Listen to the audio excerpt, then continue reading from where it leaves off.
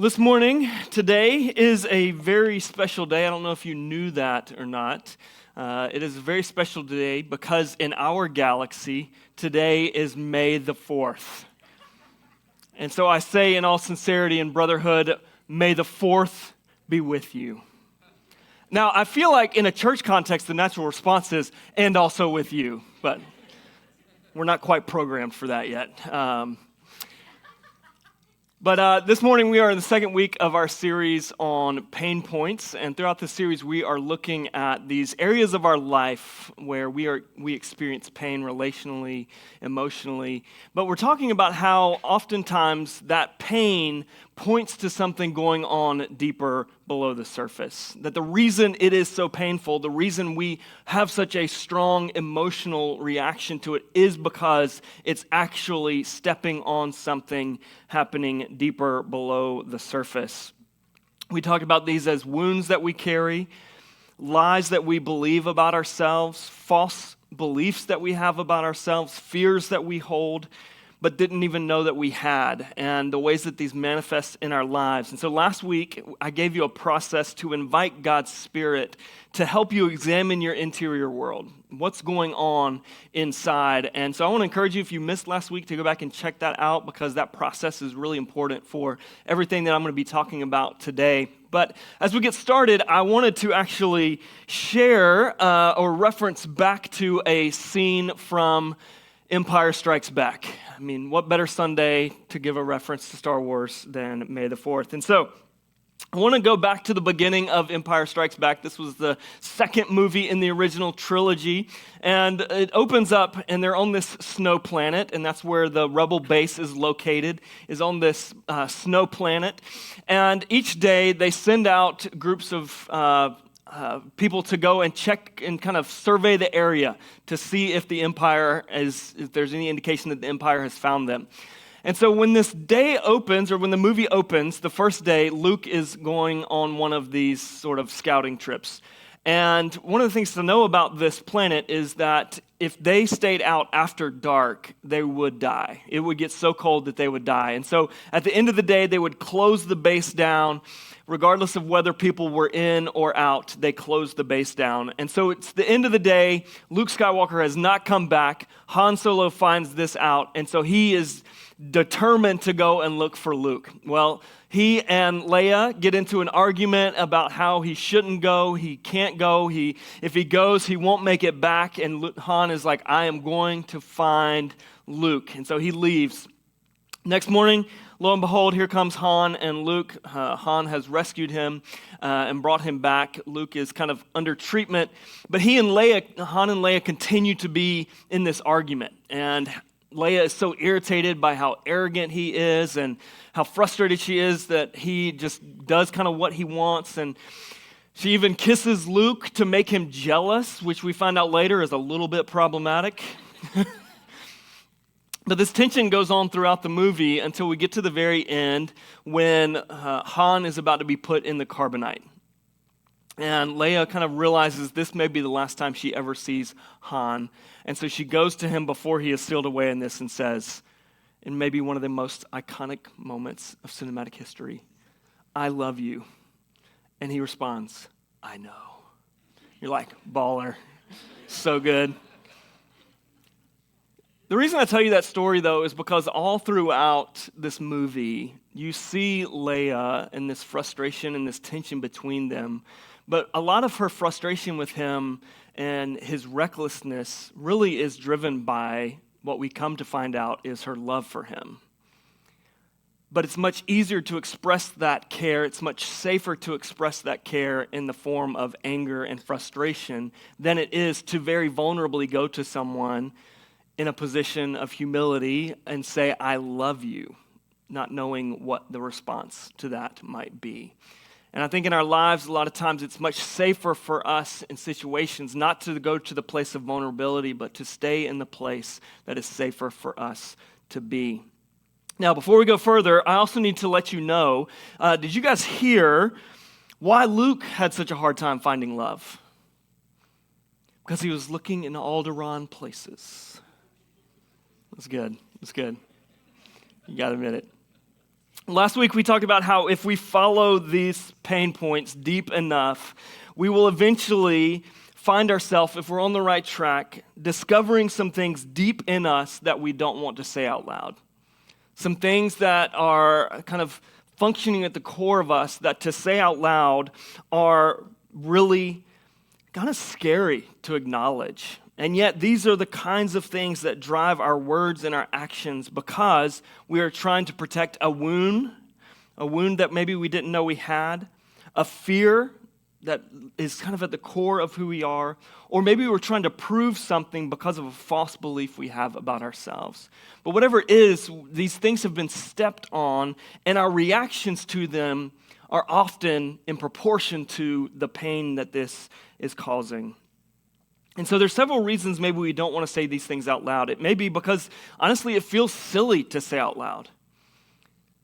I've had conversations around these kinds of things where it gets to the point of, I'm a grown adult. I should be past this fear of being left out. I should be past this fear of being abandoned or being rejected. I should be past thinking my value is dependent on people's approval of me. Or I should be past me needing people to think I'm something special. And so it may feel like it's too silly to say. It also could be that it's too painful to say.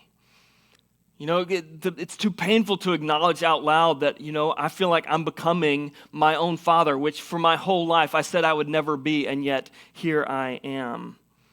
Or that I need people to think highly of me in order to be secure and okay. Maybe it's too painful to say.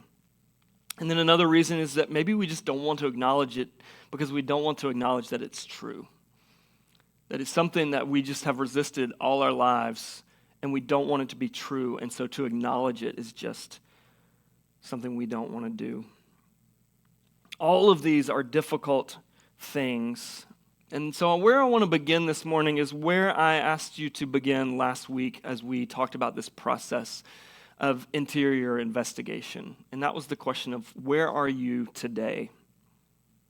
I'm wondering this morning, where are you today emotionally? Where are you relationally? What pains, fears, worries, frustrations are you carrying this morning? What disappointments are you carrying? I want you to bring that to mind, whatever it is, because this week we're going to look at the shape of Jesus' healing path and why the work of acknowledging these things is a necessary part of our healing process. So I want to take us back to our scripture reading. It's from Philippians chapter 2. And in this, Paul, who wrote a lot of the New Testament, he was an early church planter, he was a missionary, but he's writing to the church in Philippi and talking to the Christians there about sort of the attitude that they are to have, the attitude towards God, the attitude towards one another, and the attitude they are to have in themselves. And so it begins in verse 5, adopt the same attitude as that of Christ Jesus, who existing in the form of God did not consider equality with God as something to be exploited. Instead, he emptied himself by assuming the form of a servant, taking on the likeness of humanity.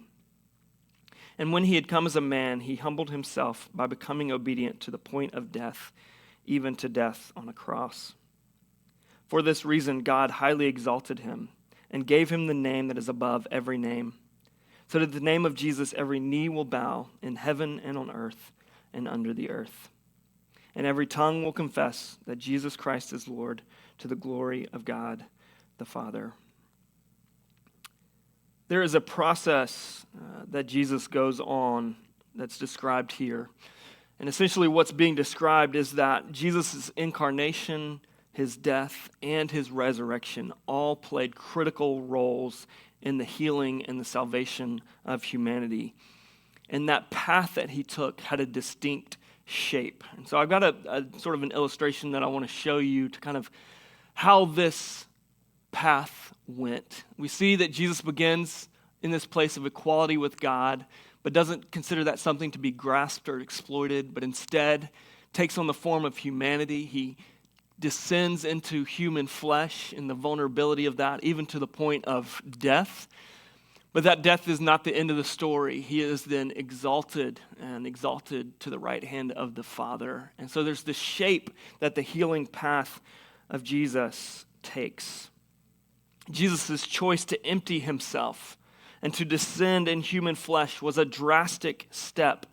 But it was not a step of asserting his divinity and his godness, but it was a step of humility and making himself vulnerable to us. That vulnerability went to this point of death in humiliation of nakedness on the cross, in a public torture and capital punishment.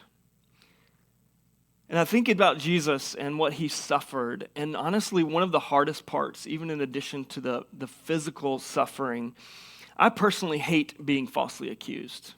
I hate being misunderstood. And so to think that Jesus died knowing that some would believe he was a criminal who deserved what he got, and having the power to get down off of that cross and demonstrate that for everyone, and yet choosing not to. In that humility came the opportunity of resurrection and exaltation of Jesus and the defeat of death and the promise of life for us. And so there is this definite shape of Jesus' path of healing, and it's the shape that our path of healing must go as well.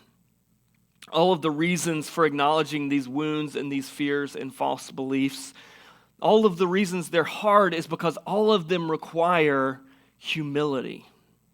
It takes humility to say some of these things out loud, to acknowledge something that feels silly to say or painful to say.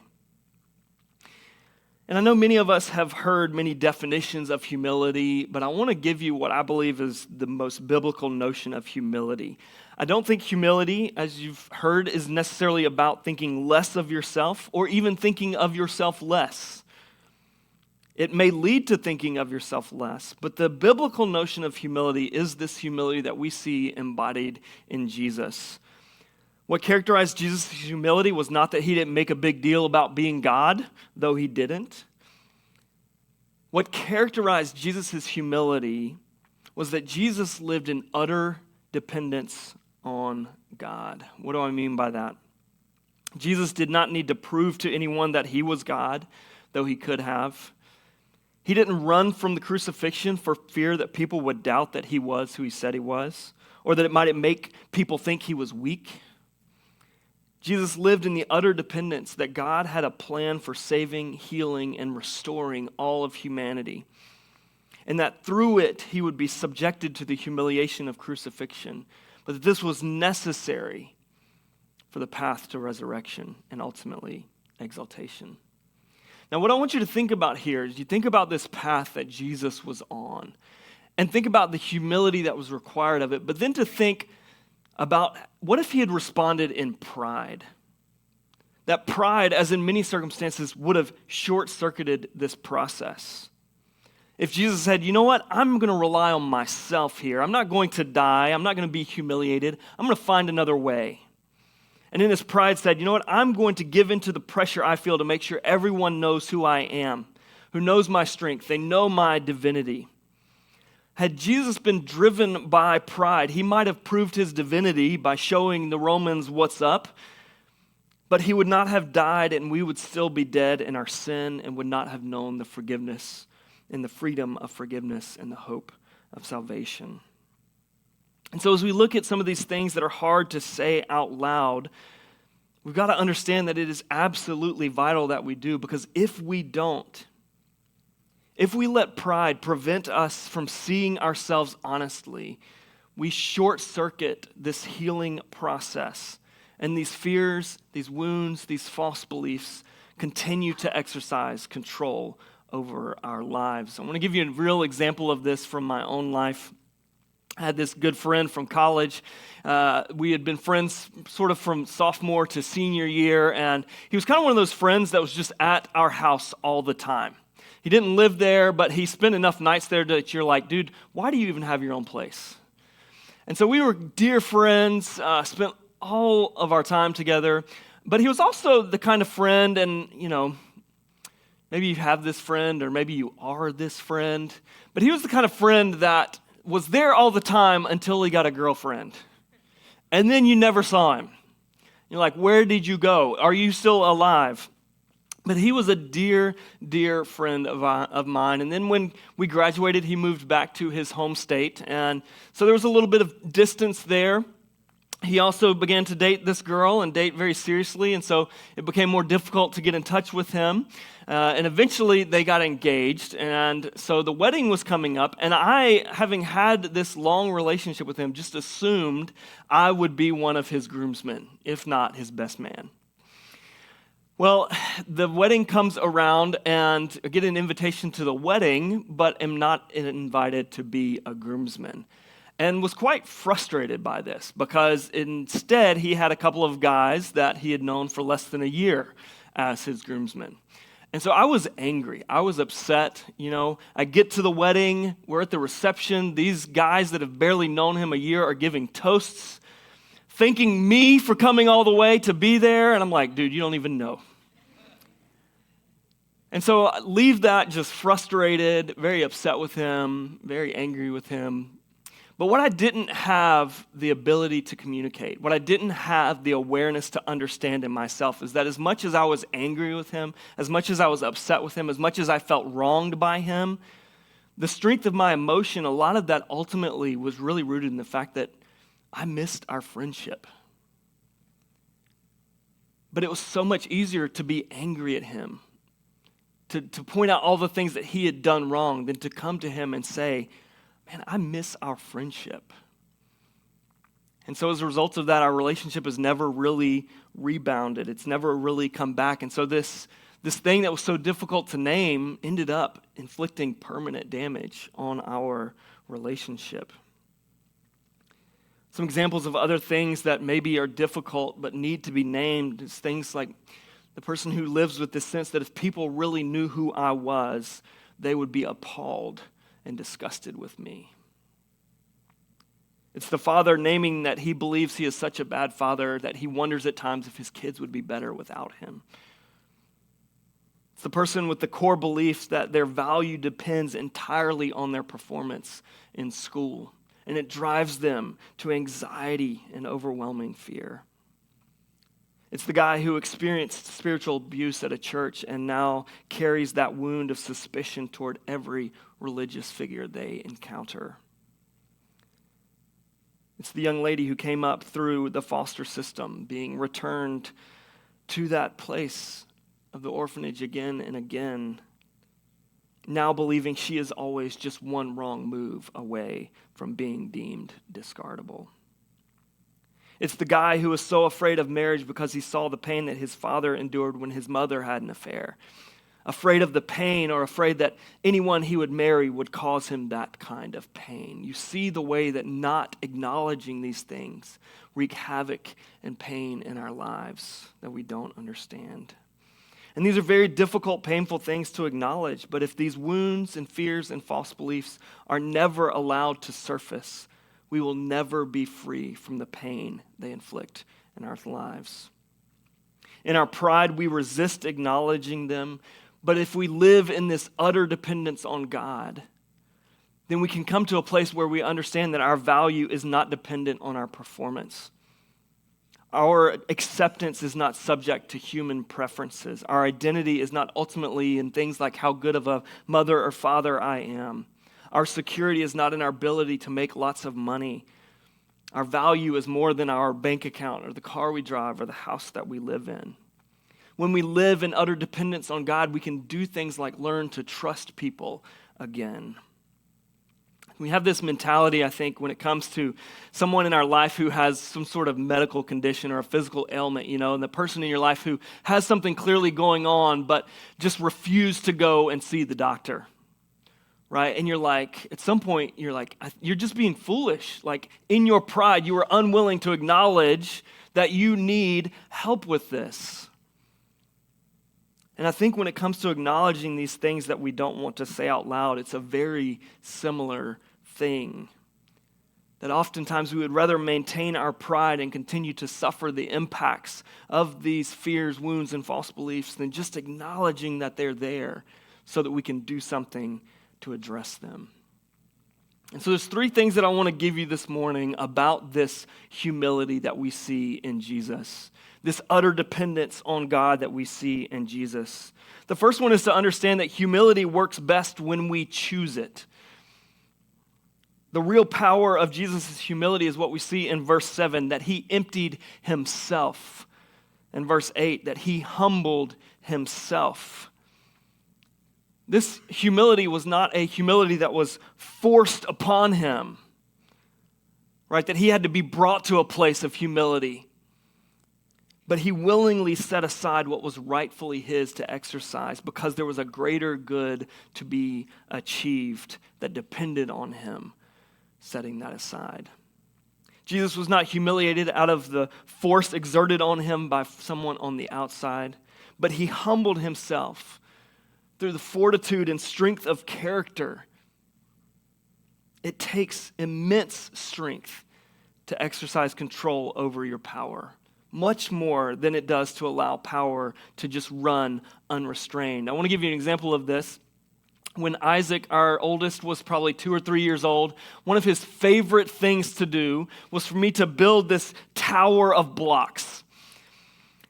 And then he would just barrel through it, just plow through it, and he would crack up, he would laugh, and it fed my soul to hear him crack up at this. But he would get so excited about it that I would have to hold him back so that I could finish building the tower before he ran through it. And so I would be building the tower with one hand and kind of over here holding him with the other. And so what you're seeing in that moment is as much power as he was bringing to kind of blow through and bulldoze over this pile of blocks, I was exercising even more strength to hold him back.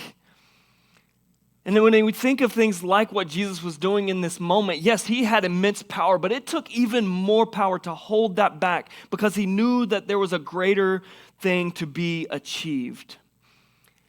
And so I want you to know that strength and our strength will be on its greatest display when you use it to do the hard things of searching inside of yourself, than the easy thing of taking that pain and using it to blame everyone else. That may feel more powerful, but that's actually the easy way out. The second thing I want you to know about this humility, this utter dependence, is that the path to exaltation is through humility, not around it. I think when it comes to our struggle with humility, often what pulls us to pride over humility is this desire that I think all of us have to be seen in the best light, to be seen as strong and intelligent and capable, to be seen as immune to struggle and fear. In short, the pull is to be held in high esteem or to be exalted. But that's not how exaltation works in reality. And it's certainly not how exaltation works in the kingdom of God. A couple of verses for you from Proverbs 18:12. It says, "Before his downfall, a person's heart is proud, but humility comes before honor." To put an even finer point on it, Proverbs 29:23 puts it this way: "A person's pride will humble him, but a humble spirit will gain honor." When we look to the New Testament and to Jesus' own words, we hear Jesus say in Matthew 23:12, "Whoever exalts himself will be humbled, and whoever humbles himself will be exalted." This is true, of course, in our relationship with God, but it's also true in our relationship with one another. One of the things that we talk about here somewhat regularly is this idea that the decisions that you and I make are not these isolated, disconnected incidents in our lives, but rather these decisions are a path that we are on. They are connected. They are taking us somewhere. And so the question is, where is the path you're on taking you? Not where do you intend to go, not where do you hope to go. The example I like to give is you can get out on here on 40 and go west and intend to go to the beach, but it doesn't matter how much you intend and hope to, you are going to the mountains. In the same way with our decisions. These are decisions that are taking us somewhere. It is a path. And so one of the things that I think often or have to remind myself, especially, and this may be hard to believe, but in marriage, there are times where I want in my pride to prove maybe why I'm right. And I can think in these moments, okay, I can exalt myself in this moment. I can constantly throughout our relationship choose to exalt myself and then be humbled when our marriage ends. Or I can be humble now. I can recognize what I've contributed. I can work towards healing and be exalted when our marriage celebrates 50, 60 years of marriage. It's a path that we are on. The question is, where is it taking us? Towards the healing or away? And then finally, the third thing about this utter dependence on God or this humility is that humility makes honesty possible. What I mean by that is when you can be real about where you are, you can find out how to get where you want to be. But when you can't be honest about where you are, you'll never be clear about where to start. Because you're constantly thinking, I don't know where I am. I just know what I want everybody else to think about where I am. There is this old stereotype. It may still be a stereotype. I don't know if smartphones have helped with this, but there's this stereotype that men aren't willing to ask for directions. I wish I could say that was not true of me and I did not reinforce the stereotype, but unfortunately I do. And so there have been a number of occasions in my life where I have been going somewhere. There have been other people in the car. I have found myself without clarity about how to get where I want to be. And if you've ever been in that situation, you find out that the longer you pretend to know where you are, the more lost you become. Because now it's not just I took one wrong turn back there, it's I've taken 15 wrong turns. I've gone 10 miles down each of those turns, and I have no idea where I am. And so honesty about being lost lets you stop and actually identify, okay, here's where I am, and that helps me to know, okay, this is the starting point to get to where I want to be. How do I get there? But being willing to be honest about where you are in the first place and not knowing where you are in the first place requires humility. And so I want to end this morning with the question I told you at the start of last week and the question I started with this morning, which is, where are you today? Are you willing to set aside where you want everyone to think you are so that you can be really honest for a second about where you actually are? Emotionally, where are you today? Relationally, where are you today? Spiritually, where are you today? A mentor once told me that it's really hard to connect with God when things aren't okay in our relationships with one another. But I think it's also true that it's really hard to make things okay in our relationships with one another until things are okay in our relationship with God. The good news to your healing with God is that it follows this same path that we looked at. It follows a very similar shape. The movement of coming in humility. To say, God, I can't do this anymore. That I've tried. I can't fix it. I can't seem to make it better. Every attempt to make it better, I seem to make it worse. Could be a God, I can't get past the pain. I don't know what to do with the guilt. I can't find a way to forgive myself. Whatever it is, we have to come in humility. And the best news of all is that on this path, it is a path that Jesus has already taken.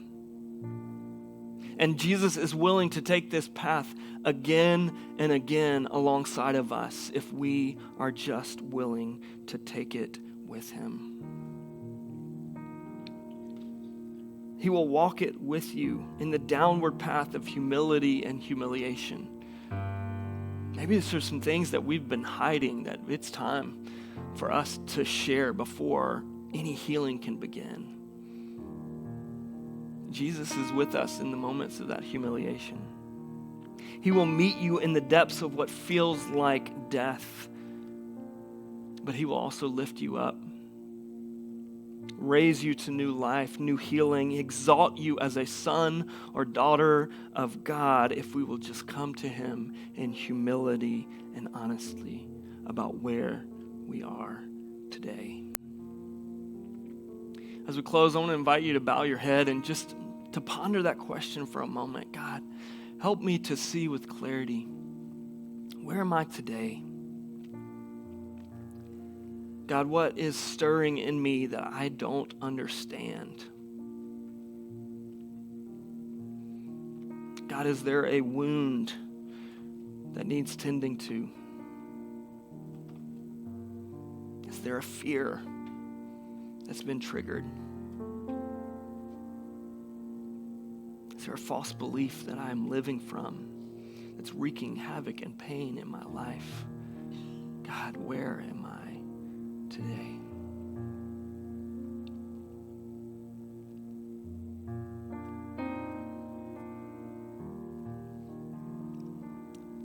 It can also be really powerful to take these things and name them to people and to have them pray over you. And so we're going to have our prayer team come forward. They'll be available at the sides if you would like to just have someone pray over you, or maybe just have them pray for you to have the courage to acknowledge some of these things. But let us take this time and invite God to do some of that interior investigation, helping us to see where we are today.